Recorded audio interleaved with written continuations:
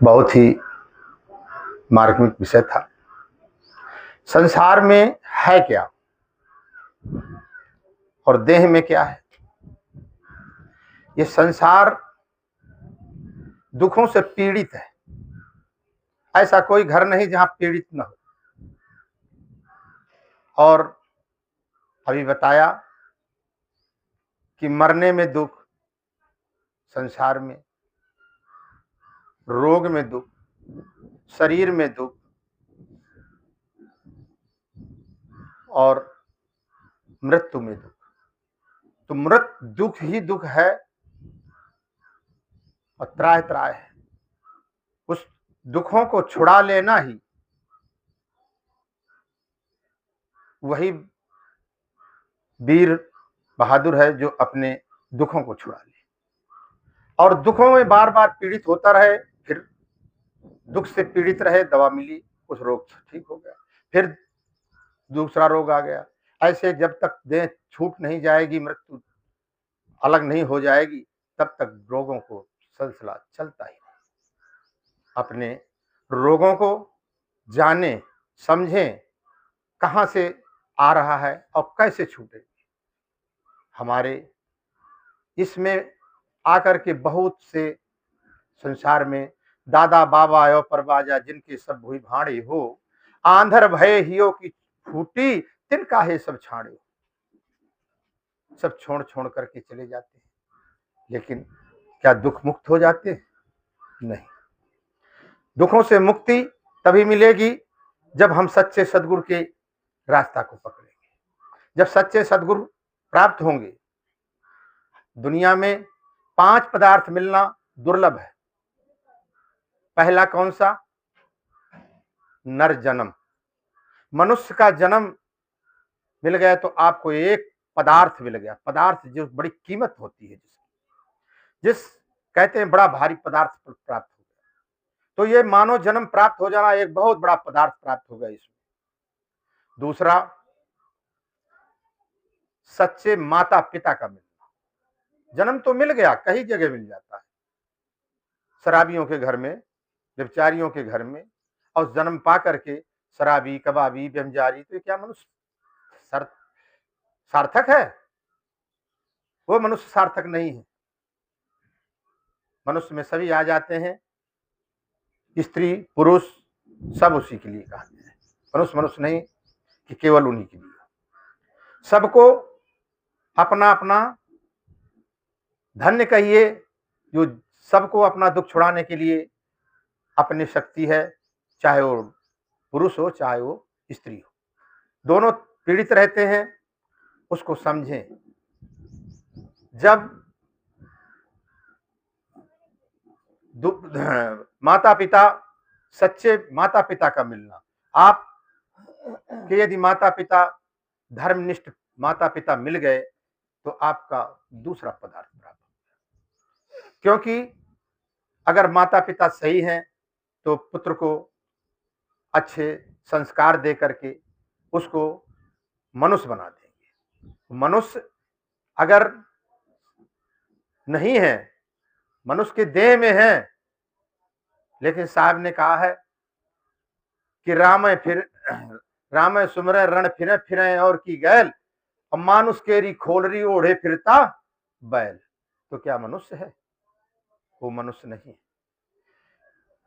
जन्म हो गया, माताएं संस्कार दे दिया, पालन पोषण कर दिया, लेकिन जो वास्तव में जो पुरुष बनाना चाहिए लड़के को, यदि अच्छा संस्कार उस बच्चे को दिया गया है तो अच्छा पिता तभी बनेगा, तभी वो धर्मनिष्ठ होगा, नहीं तो नहीं होगा। यदि उसके अंदर सच्चे वो उसकी शक्ति आप माताओं पर है।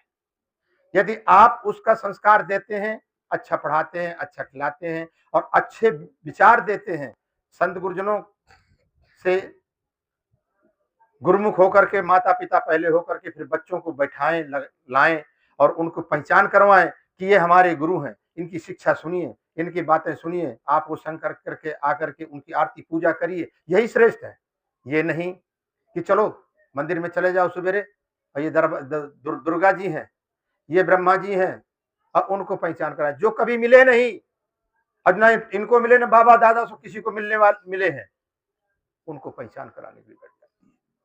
हम संतोषी माता का व्रत करते हैं, कहीं दुर्गा का व्रत करते हैं, और उसको जाकर के बच्चों को लेकर के उनको चलते, तब वो तुमको पहचानेंगे कि गुरुओं को पहचानेंगे?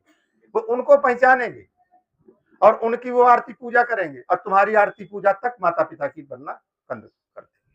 उनके आने वाली जो बहू का संस्कार होगा लेके आएंगे, उसका भी संस्कार नहीं समझ पाएंगे कि क्या होता है। जब उसका शादी लेकर के लाए तो उस आने से पहले उसके जो है कहाँ ले जा रहे हैं, मंदिरों में पहले जाकर के हाथ दिवा दीजिए, उनको जाके वो करवा दे, और जाके ये देवी जी हैं और उनको जाके वो करवाते हैं। ना माता पिता का सही संस्कार दिया कि माँ कौन है, असली कौन है, पिता कौन है? अगर इन माता पिता और माता पिता के संस्कारों को दें तो फिर इनसे बढ़ करके कोई वो समझेंगे नहीं, उन पत्थरों पे नहीं पहुंचेंगे, उन देवियों को नहीं देखेंगे, जाकर भी कुछ दाना ही नहीं दिया, पिता से कुछ पैसा नहीं मिला, संस्कार नहीं मिला खाने पीने के लिए, उन माताओं से एक पैसा कुछ भी सहायता नहीं मिली, उन पर जाकर जाते हैं। तो मात पिता सतगुरु चरणों में दंडवत बारंबार कि हम पर किया बड़ा उपकार। ऐसे संस्कार जब बच्चों को देंगे कि वो माता पिता को सुनेंगे और संतों को गुरुओं को करेंगे, तब सोचेंगे कि हमारा उपकार कहाँ मिला है, इन माता पिता और संतों से। माता पिता सतगुरु चरणों में दंडवत बारंबार कि हम पर किया बड़ा उपकार। माता ने जो कष्ट उठाया, क्या बच्चे को कभी पता चला कैसा माँ ने क्या क्या प्रश्न किया, कैसे कैसे दुख झेले हैं हमको। माता ने जो कष्ट उठाया वो ऋण कभी न जाए चुकाया, उंगली पकड़ कर चलना सिखाया, ममता की थी शीतल छाया। जिनकी गोदी में पल कर हम कहलाए होशियार कि हम पर किया बड़ा उपकार। माता पिता सतगुरु चरणों में दंडवत बारंबार कि हम पर किया बड़ा उपकार। जब इसमें देवी को, इस माता को जब आप परिचय कराएंगे और इस मूर्ति को दिखलाएंगे और इसकी शक्ति को बताएंगे, तब ये अपनी शक्ति से कि मैं कहाँ पढ़ा हूँ, क्या किया, किसने मुझे वो किया, किसने मेरी टट्टी पेशाब किया और मैं कैसे बड़े होकर के संसार में क्या करूंगा। जब तब उस देवी की पूजा करने के लिए सार्थक होगा, तभी वो बच्चा जो है आगे होनहार होगा। और वही देवी, वही माता जो है धन होगी जिसको ये गुण होंगे। अगर वो ये गुण नहीं दिया और कुछ भी बाकी का दिया तो उसका भी माता कहना बेकार हो जाएगा। पिता ने हमको योग्य बनाया, कमा कमा कर अन्न खिलाया। पिता ने हमको योग्य बनाया, कमा कमा कर अन्न खिलाया। पढ़ा लिखा विद्वान बनाया, जीवन पथ पर चलना सिखाया।